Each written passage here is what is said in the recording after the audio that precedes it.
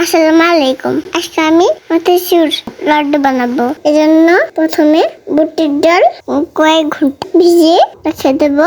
তারপর ব্লেন্ডার করে নিয়েছি। এটা বেসন দিয়ে বানানো যায়। আমার বেসন নাই, তাই বুটের ডাল দিয়ে বানিয়েছি।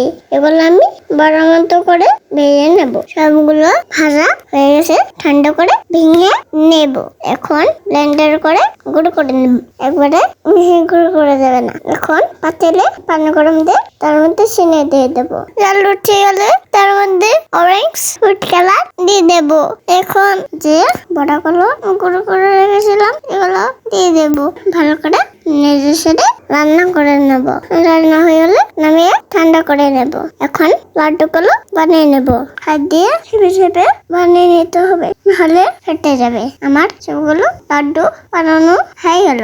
খেতে অনেক মজা হয়েছে। আমার বেসনের লাড্ডুর খুব পছন্দ। কেমন হয়েছে জানাবেন অবশ্যই।